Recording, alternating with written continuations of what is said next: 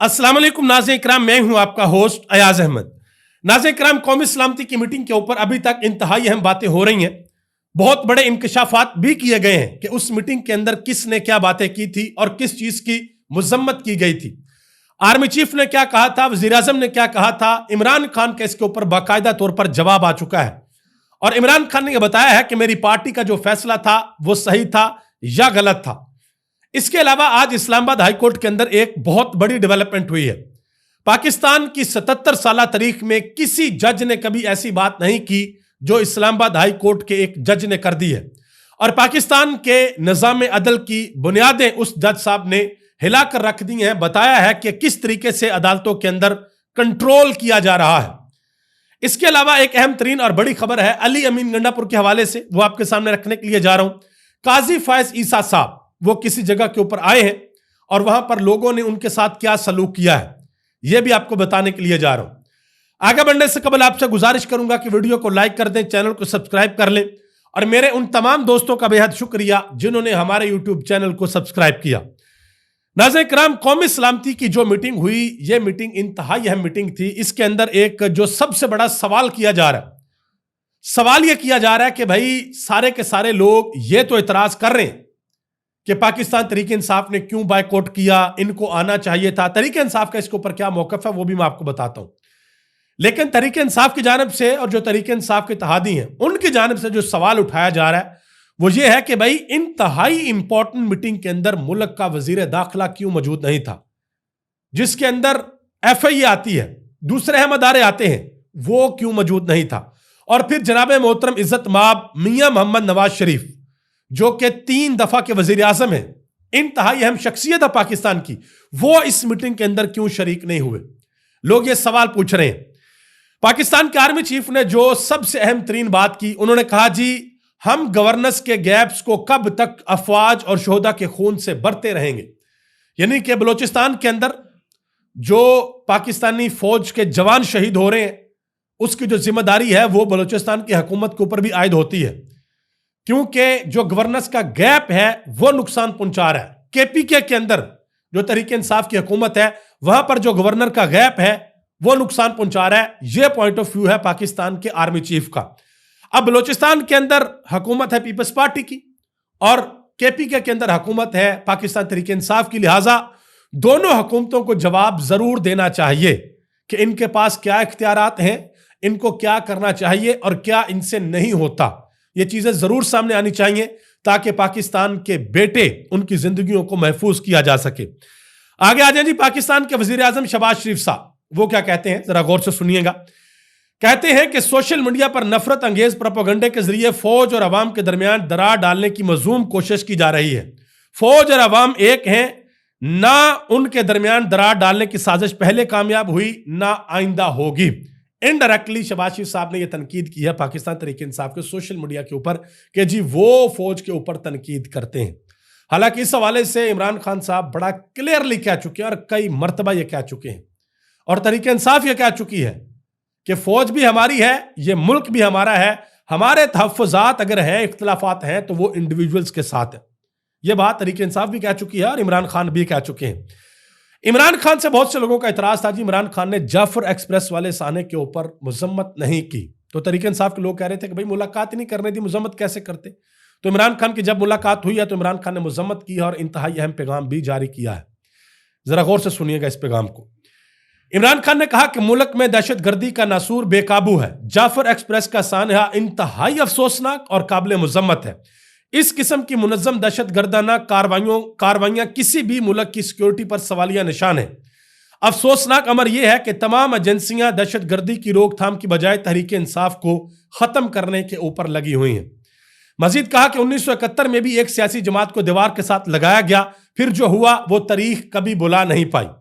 कहा कि तब भी अगर सियासी जमातों को मतवाजन मौके मिलते तो मुल्क दो लख्त ना होता। आज भी लोगों की आवाज को दबाया जा रहा है और उनकी नुमाइंदगी करने वाली सियासी जमातों का गला घोंटा जा रहा है। बलोचिस्तान में यही मॉडल नाफज किया गया जिसकी वजह से आज वहां पर हालात बेकाबू हैं। मजीद इमरान खान ने कहा कि अर्दली हुकूमत मुझ पर दबाव बढ़ाने के लिए तमाम गैर कानूनी हथकंडे इस्तेमाल कर रही है। मेरी अहलिया को जेल के अंदर डाला गया, ना तो याह्या खान ने मुजीबुर रहमान की अहलिया को जेल के अंदर डाला, ना जनरल जिया ने भुट्टो की अहलिया को जेल के अंदर डाला, ना मुशर्रफ ने कुलसूम नवाज को जेल के अंदर डाला, मगर इस एस्टेब्लिशमेंट ने इखलाकी पस्ती की बदतरीन सतह पर पहुंचकर मेरी अहलिया को जाली केसेस में पाबंदे सलासल कर रखा है। ये बातें इमरान खान ने की हैं। इमरान खान की बहन अलीमा खान ने कहा कि इमरान खान ने डेरा जेल के अंदर बात करते हुए यह कहा कि ग्राफ निकाल कर देखें, दहशतगर्दी 2021 तक कम हो गई थी और 2022 में फिर बढ़ना शुरू हो गई, जबकि अफगानिस्तान हमारा दुश्मन नहीं है। आप उसे दुश्मन बनाने की कोशिश ना करें। आप क्यों बिला वजह मुसलमान भाइयों से लड़ाई मोल रहे हैं? यह बात भी इमरान खान ने की है। अब पाकिस्तान तहरीक इंसाफ का जो ऑफिशियल मौकफ है इस मीटिंग के ऊपर, इस मीटिंग के एलामिया के ऊपर, वो क्या है वो जरा सुन लें। सलमान अकबर राजा साहब ने क्या बात की है। उन्होंने कहा कि बंद कमरों में हम नहीं बैठना चाहते जहां फैसले हम पर नाफिज किए जाते हैं। पार्लियामेंट का ज्वाइंट सेशन क्यों नहीं बुलाते? पख्तूनख्वा और बलूचिस्तान के मुख्तलिफ इलाकों की नुमाइंदगान को क्यों मौका नहीं दे रहे कि वो अपनी बात कर सकें? उन्होंने कहा कि ऑल पार्टीज कॉन्फ्रेंस बुलाएं। मजीद कहा कि इस इजलास के एलामिये में कोई खास बात नहीं, सब रवायती जुमले हैं। हम इसलिए इजलास में शामिल नहीं हुए कि कहीं वो बात एलामिया के अंदर ना डाल दी जाए जो हमें काबिल कबूल ना हो और हमारे जिम्मे लग जाए और बाद में हम उसकी सफाइयां देते फिरें। यह उन्होंने कहा, इसलिए हम वहां पर नहीं गए। उन्होंने यह भी कहा कि इमरान खान पाकिस्तान की सबसे बड़ी हकीकत है। आगे बढ़ने के लिए हर अमल में इमरान खान को शामिल करना होगा। फॉर्म 47 वालों की बजाय इमरान खान पर आवाम का एतमाद है। पीटीआई वो जमात है जो पाकिस्तान को इकट्ठे किए हुए है। यह बात उन्होंने मेहर बुखारी के शो के अंदर की है।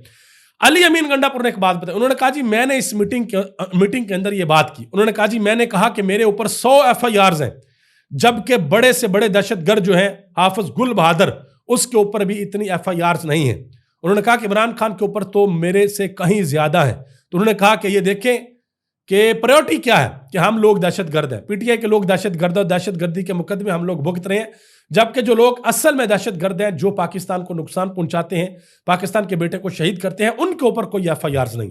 ये उन्होंने बात की है। फैसल वावडा साहब ने इंकशाफ किया। उन्होंने कहा जी सलामती कमेटी इजलास में अली अमीन ने 9 मई की मजम्मत की और सजाओं का मुतालबा किया। फैसल वावडा साहब बात कर रहे हैं। तो शेर अफजल खान मरवत ने इसके ऊपर कहा जी मेरी अली अमीन गंडापुर से बात हुई है, यह बात बिल्कुल गलत है। अली अमीन गंडापुर ने 9 मई की कोई मजम्मत नहीं की। यह इजलास तो 9 मई के ऊपर बुलाया ही नहीं गया था। ये उन्होंने बात की है। मंसूर अली खान ने भी एक सवाल पूछा। उन्होंने कहा कि 3 मरतबा के वजीर आजम नवाज शरीफ साहब को आपने पंजाब के अंदर लोक वर्षा का हेड बना दिया। इमरान खान तो जेल के अंदर है लेकिन नवाज शरीफ तो बाहर थे, वो क्यों कॉन्फ्रेंस के अंदर नहीं आए? मोहसिन नकवी जिनके नीचे सिक्योरिटी आती है वो क्यों नहीं आए? ये उन्होंने सवाल किया और ये सवाल बहुत से लोग कर रहे हैं। मजहर अब्बास साहब उन्होंने एक बात की। उन्होंने कहा कि इमरान खान को पेरोल पर रिहा कर दिया जाता तो कौमी इत्तेहाद का पैगाम जाता। इमरान खान इन कैमरा इजलास में तकरीर कर देते। अगर ये इत्तेहाद में संजीदा थे तो इन्हें चाहिए था कि इमरान खान को भी कॉन्फ्रेंस में बुलाते। इससे कौम के अंदर इत्तेफाक का पैगाम जाता। देखिए जब वो इस्लामाबाद वाला जलसा रखवाना था तो डयाला जेल के दरवाजे खुल गए थे ना, अब भी खोल लेते, ले आते इमरान खान को और लाकर इमरान खान से बात कराते, बातचीत करते, देखते भाई क्या हाल आगे, क्या हिसाब किताब है। अब जरा आगे आ जाए जी। इस्लामाबाद हाई कोर्ट से इंतहाई अहम खबर है। इस्लामाबाद हाई कोर्ट में एक केस लगा हुआ था इमरान खान का कि इमरान खान से मुलाकातें नहीं करवाई जाती। उस सिलसिले में जस्टिस सरदार इजाज इसहाक खान, उनकी अदालत में केस लगा हुआ था और उन्होंने एक अदालती कमीशन कायम किया था। ठीक है जी। सकीना बंगिश कोर्ट ऑफिसर थी कि आप जाएंगी और जाकर इमरान खान के साथ मुलाकात करेंगी, और बाद में पता चला कि उनको भी 3 घंटे इंतजार करवाया गया, इमरान खान के साथ मुलाकात नहीं करने दी गई। ठीक है जी। अब अदालत के अंदर दोबारा कार्रवाई होनी थी तो पता चला जी ये तो केस इस अदालत से ले लिया गया और किसी लार्जर बेंच के सामने लगा दिया गया। तो जब यह मामला अदालत के अंदर हुआ तो इसके ऊपर फिर जस्टिस इजाज इसहाक खान साहब ने जो बातें की हैं वो जरा मैं आपके सामने रखने लगा हूं, जिससे आपको अंदाजा होगा कि पाकिस्तान की अदालतों में इस वक्त क्या चल रहा है।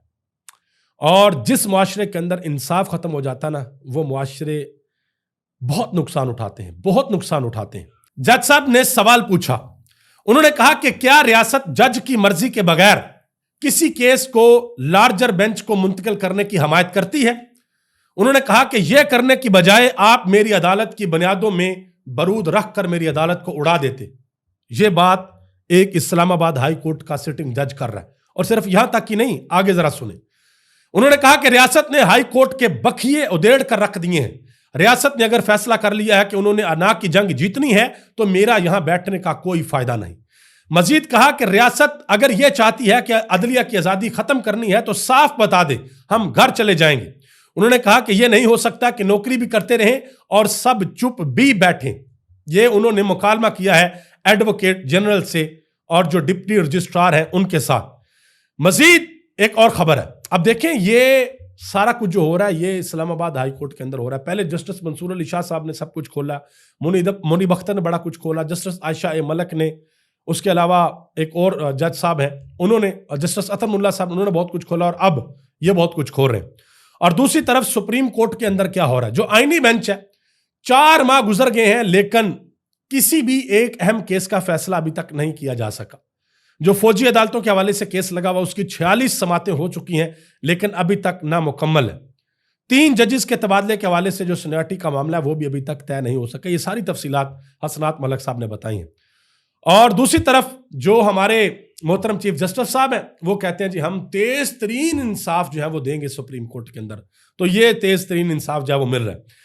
مطیع اللہ جان نے ایک بات بتائی ہے، انہوں نے کہا جی سینئر قانون دان خالد انور کی نماز جنازہ میں قاضی فائز عیسیٰ بھی آئے، وہاں پر جسٹس منیب اختر اور ثاقب نثار بھی موجود تھے، لیکن ان سے یعنی کہ قاضی فائز عیسیٰ صاحب سے کوئی بھی نہیں ملا، صرف 2 لوگوں نے ملاقات کی اور قاضی صاحب نے ان کو کہا کہ میں واپس آ گیا ہوں، بس کچھ دیر کے لیے گمراہ ہو گیا تھا، اس کا فیصلہ تاریخ کرے گی۔ اور اسپیشلی جب آپ اس دنیا سے جائیں گے، جو آپ کی آل اولاد ہے، جو آپ کے پوتے پوتیاں نواسے نواسیاں، وہ جب مستقبل میں اپنا تعارف کروائیں گے کہ ہمارا دادا یا ہمارا نانا سپریم کورٹ کا چیف جسٹس تھا، تو لوگ پوچھیں گے ان کا نام کیا تھا، جب وہ بتائیں گے کہ قاضی فائز عیسیٰ، اس وقت پتہ چلے گا کہ لوگ آپ کی کتنی عزت کرتے ہیں اور کیا لوگ اس چیز کو مانتے ہیں یا نہیں مانتے جو آپ نے کہا جی میں بس کچھ دیر کے لیے گمراہ ہو گیا تھا، کیونکہ کروڑوں لوگ یہ سمجھتے ہیں کہ آپ نے ان کے ساتھ زیادتی کی، آپ نے ایک پولیٹیکل پارٹی سے ان کا انتخابی نشان تک چھین لیا تھا۔ باقی جو چیزیں ہوئیں وہ سب کے سامنے ہیں۔